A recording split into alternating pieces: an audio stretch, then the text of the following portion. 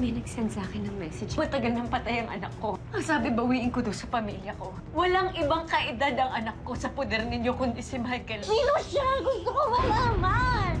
Nilalakarin tayo. After all these years, sa poder niyo pala ang anak ni Gia. Wala pang kasiguraduhan. I suppose, naniniwala kasi sinabi niya. Kaya tayo dito. Baka masyado mo nang minamahal to si Michael. He's the greatest blessing I've ever received. Nothing is permanent in this world. Oh, what's your point? Just be ready for change. May nangyari ba sa inyo ni Gia? Nung nakita ko kasi yung baby Earl, tinanong ko si Kai about it. May nervyo siya eh. Posibleng anak namin ni Gia na matay na bata. Pumunta ka rito para alamin kung saan ang DNA testing center na pinuntahan namin ni Adam. Manny, I'm sorry, ayokong makialam sa problema niyong yan ni Adam. Punta ako ng Palawan ngayon. samahan kita. No, I'll take care of it.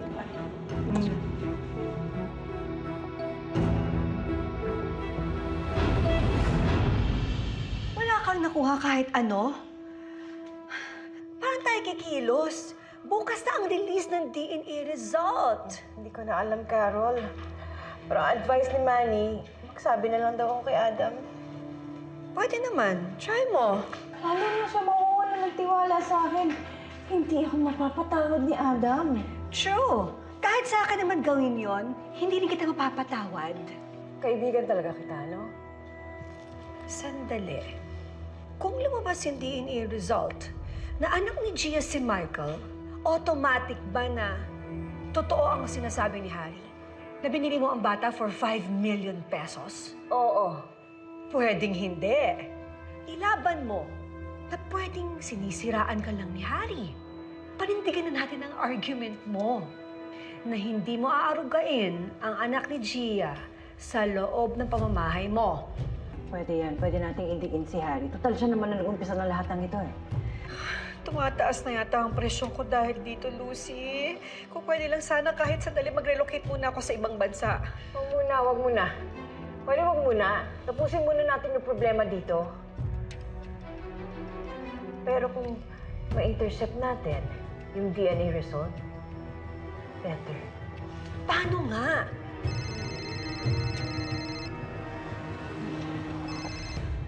Hello, Adam! Lucy, hindi ako makakauwi tonight. Marami pa akong kakausapin bukas. Maayos naman yung problema. Kaya lang hindi na-inform yung mga residents dito na may nakabili na ng mga lupang nirerentahan nila. Wala naman palang masyadong problema eh. Bakit hindi ka na lang umuwi muna dito tapos bumalik ka na lang dyan bukas? Medyo agitated yung mga investors eh. Kailangan ng presence ko dito para ma-appease sila at ma-assure na okay naman ang investment nila with us. Mag-ingat ka na lang dyan, ha, Adam? Bye-bye. Good night.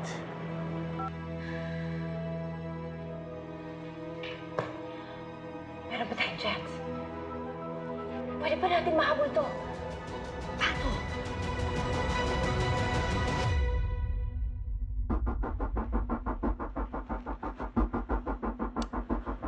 Anong exactly hahanapin natin? Files.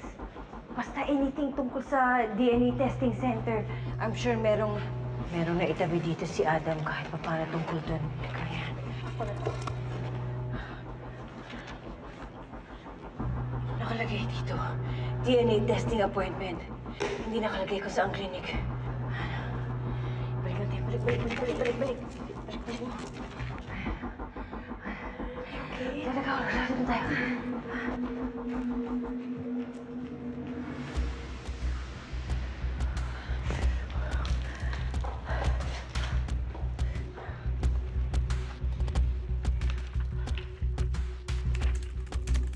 No.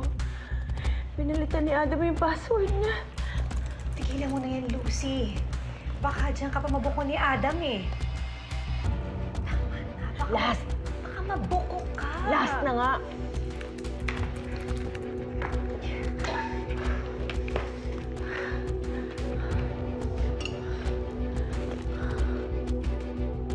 Oh.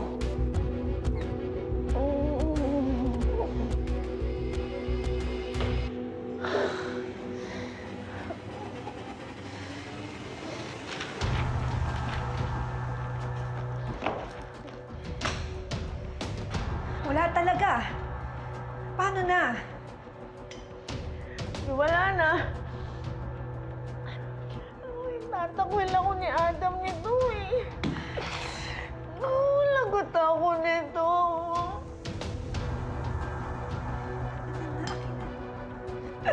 Wala na.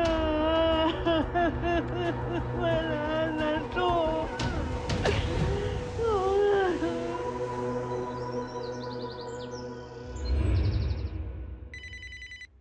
Hello, Adam. Manny, nandito pa ako sa Palawan with the investors. Can you do me a favor? Of course.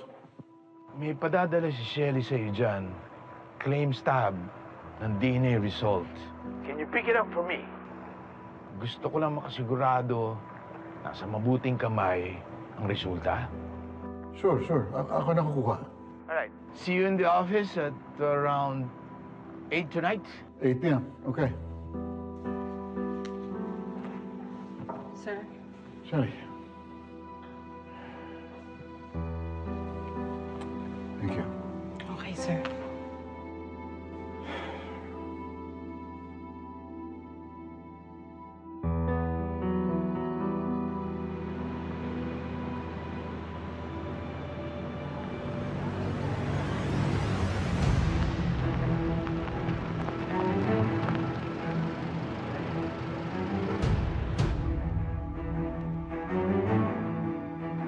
Anong pag-umandar sundan mo? Sundan mo.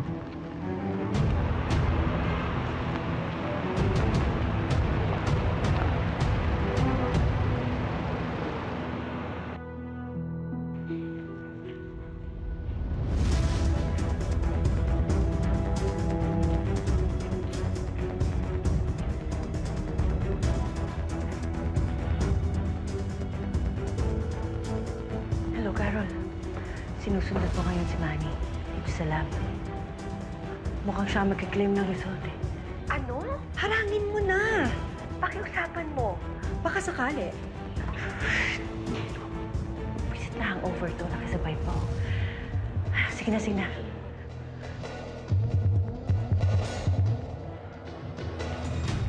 Gia Wong and Michael Chow. Sure. Saglit lang ha.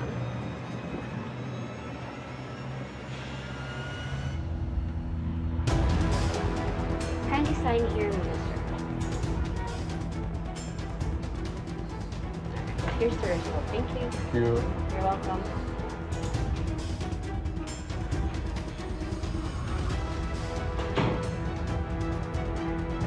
Manny, Lucy. kailangan kong malaman. Kailangan kong malaman, please.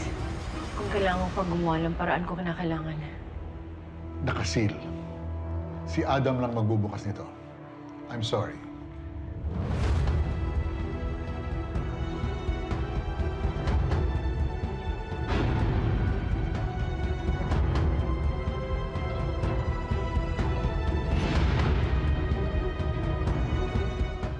Handa ka na ba, anak? Oo nga. Tsaka, maaga pa tayo eh. Dadaanan ko na muna sila summer. May kailangan daw akong pirmahan para makapag-proceed na sila sa revisions. Magkita na lang tayo sa opisina ni Papa. Sige na. Sige.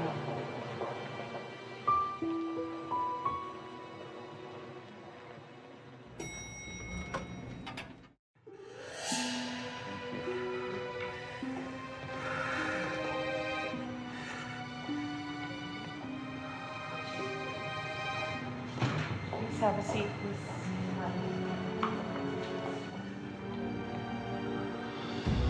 Madam Lucy, Miss Kai, nasa helipad na po si Sir Adam. He's gonna be down in a bit. Okay. Nasaan ang magaling mong kapatid? Di ba dapat nandito siya para madikdik na sa ginawa niyang gulo? Huwag ka mabibigla kung isang araw may dumating na pulis at arestuhin siya. Nagpipigil lang ako, Kai. Kung makukulong si Harry, kasama ka. Actually, kung maging positibo ang resulta ng DNA, ikaw ang una kong ipapadampot. Nakakatakot naman yung threat mo. Nangingilabot yung laman ko. Mag-research ka muna bago ka mag-isip ng kung ano-ano. Ebidensya ang importante, hindi salita lang. Kapag naging positibo ang resulta ng DNA, kukunin ko kaagad si Michael. Sobra-sobra na yung panahon na ninakaw niyo kay Gia at sa anak niya. Kung kaya mo. Kala mo ganun lang kadali yun? Hindi papayag si Adam na manaig ang hindi dapat.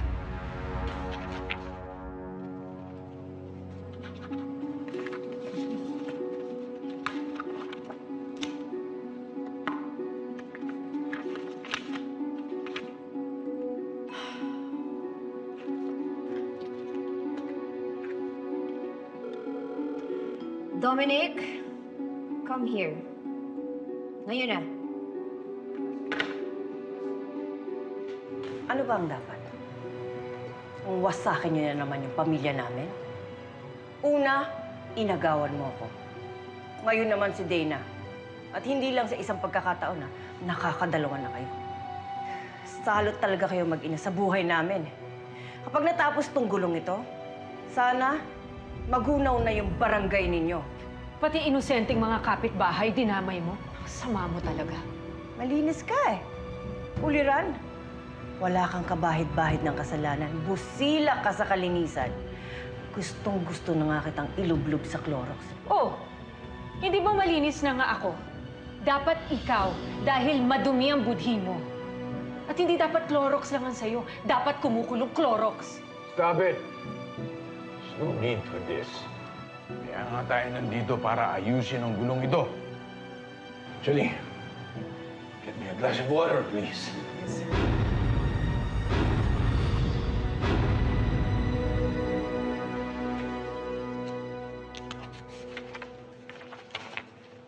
Yes po, ma'am. Bakit wala pa tong pirma ni Papa? Kahapon pa dapat to, ah. Sorry, ma'am. Nakaligtaan ko. Ipapanig ko. Ako na. You're not doing your job. You know what? I'm really gonna fire you. Sorry, ma'am.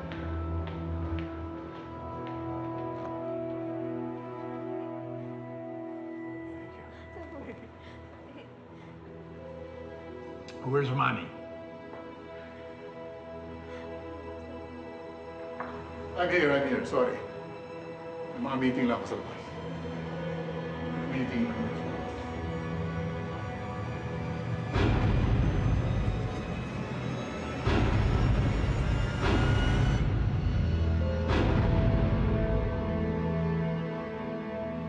Sherry, you may go home.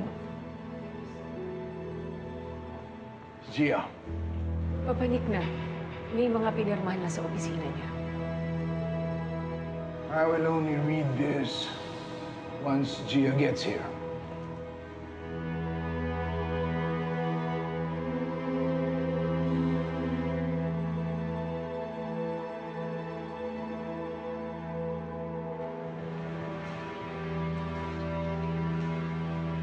Achi, para ka nakakita ng multo. Pabalik ka na ng opisina mo. Hindi, pupunta ako kay Papa. Excuse me. Ha? Problema mo.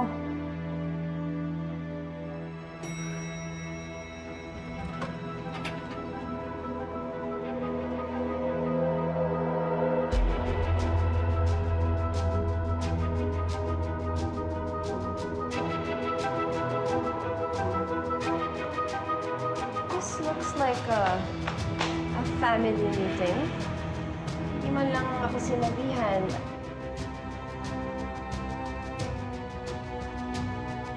Am I not invited?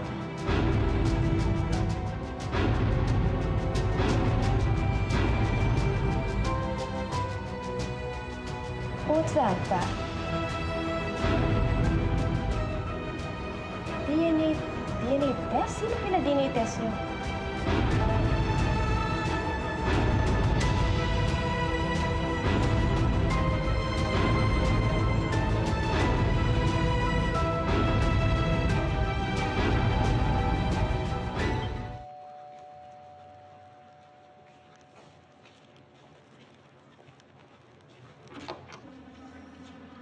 David, Ate Helen, ano ang ginagawa niyo rito? Tuloy ko kayo. Para sa inyo. Pasensya na kung pumunta kami dito ng walang abiso. Hindi kasi sinasagot ni Gia yung tawag namin. Kailangan namin makausap si Gia. Hindi naman kami manggugulo. May kailangan lang kami itanong. Ay, wala sila dito eh. Pagdating ko, wala na sila eh. Anong oras sila babalik? Hindi ko alam eh. Nabanggit ni Ho na hindi ko siya sumasagot. Ano hindi nalaman yung cellphone number niya? Out of the blue, may nag-message sa akin ang number ni Gia. Kilala mo ba to?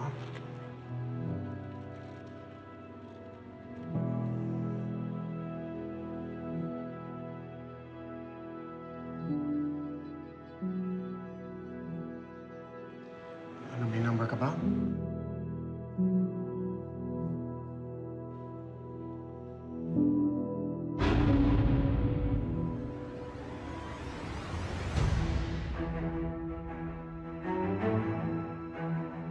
Everybody's here. Pwede na natin ituloy ito. Everything will be discussed. Nabasa na natin ang resulta.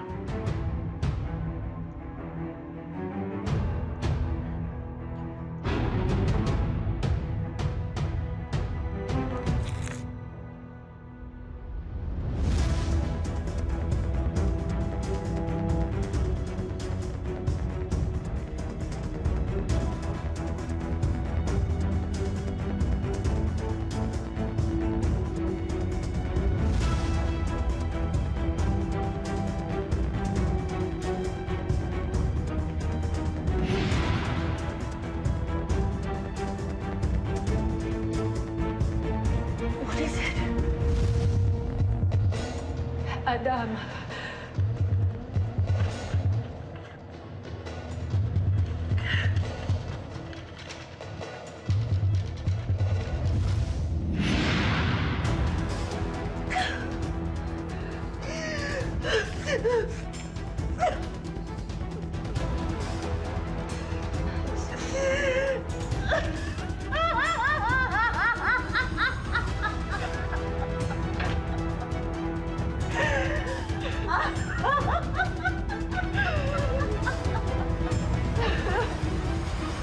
Ay, wala eh.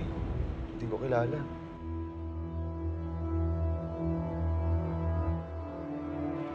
Ako ba ang ama ng anak ni Gia? Nabanggit ko kay David na nakita ko yung baby urn sa kwarto ni Gia. Harry, I know that it's too late kung ano man yung pinagdaanan ni Gia. Wala naman nakarating sa amin. Pero kung ano man ang nangyari sa baby, importante para sa amin na malaman kung si David ba ang ama. Hindi mo ito maaayos.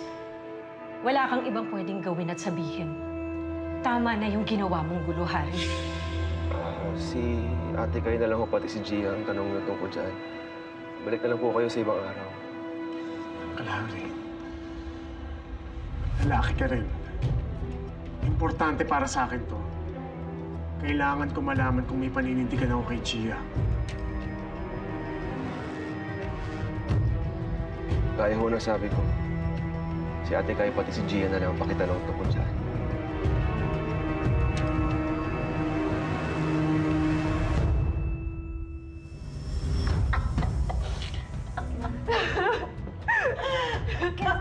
Can someone tell me what's going on here?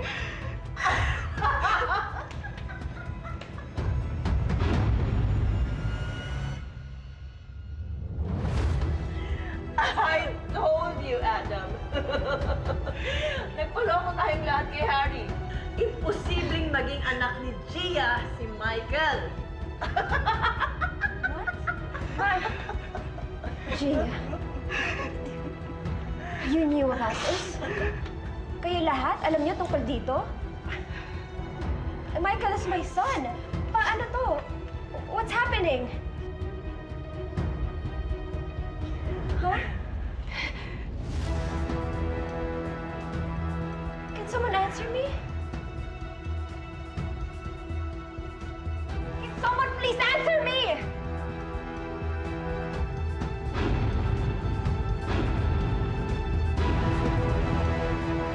Don't shout.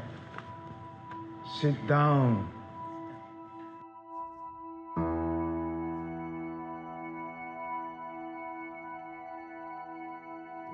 Gia, Ang sabi mo sa akin, namatayan ka ng anak. Then, why are you claiming na anak mo si Michael? Dana, walang kinalaman sa gulo si Gia. Si Harry ang may kasalanan ng lahat ng ito.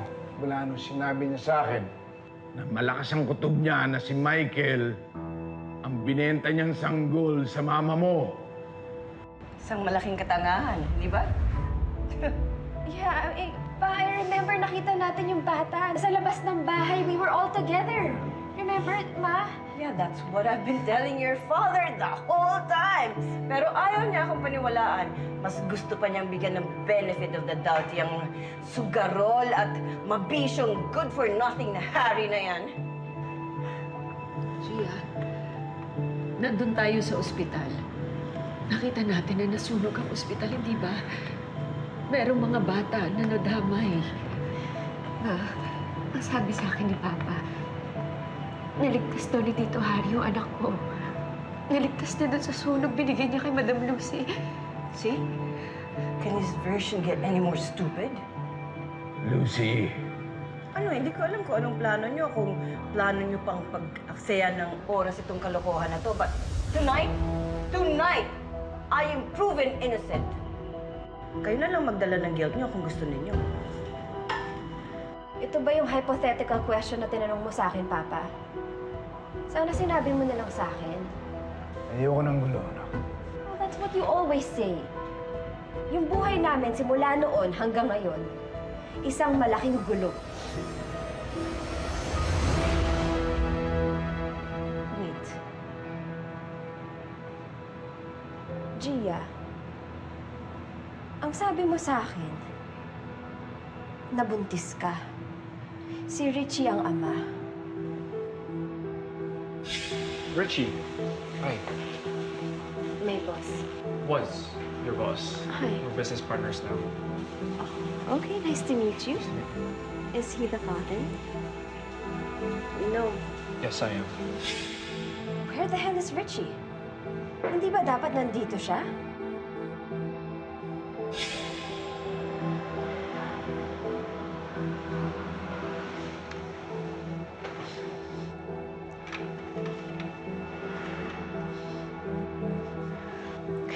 Hayaan mo na ako, David. May asawa ka. Kapatid ko pa. Mali itong ginagawa natin. Asama-asama ako.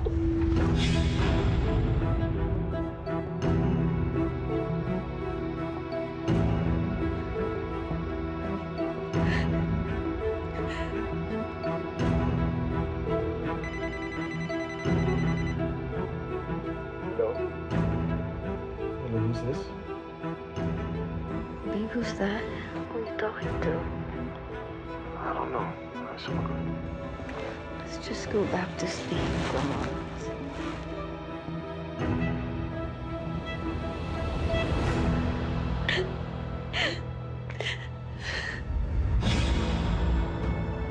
Dana, Sa sitwasyon na to? Dana. Wait pa. Gia, talaga bang wala siyang pakialam o talagang wala siyang kinalaman dito? Gia, I'm talking to you. Kinakausap kita, tignan mo ako sa mata.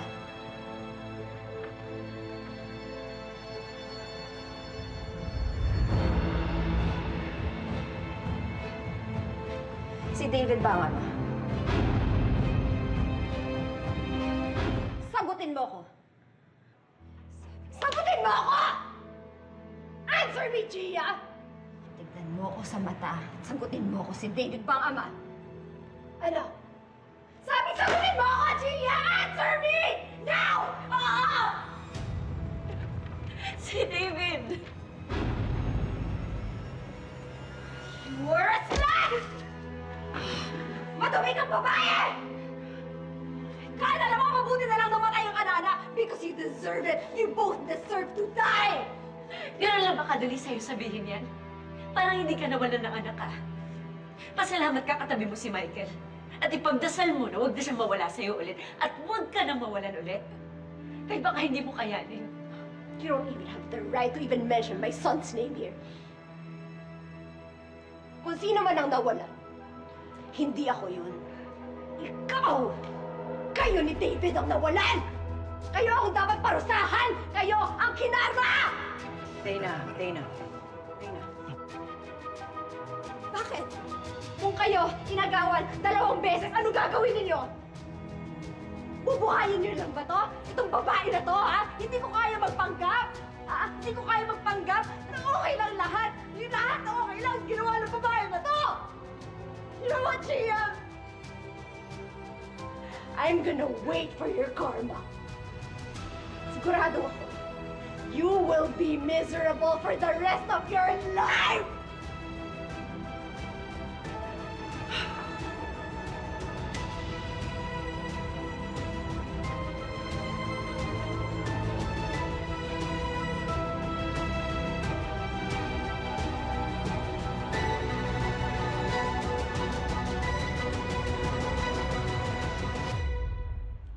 Tinago mo sa akin yung tungkol kay David tsaka kay Gia, tapos ngayon ito? Nasa'yo na si Michael. Ano pang gusto mo? I'm having a hard time trusting you. Nangihinayang ka pa na hindi si Gia ang nanalo. Kailan ko naman pinasaya na matalo na ako si Dina. Ngayong Martes. Ilang taong kong iniyakan to! Masino to? Hindi ako titigil ang hindi ko mahanap yung bata. Buhay ang anak ko, pero nasan siya? Nasaan ang anak ko? Love Thy War.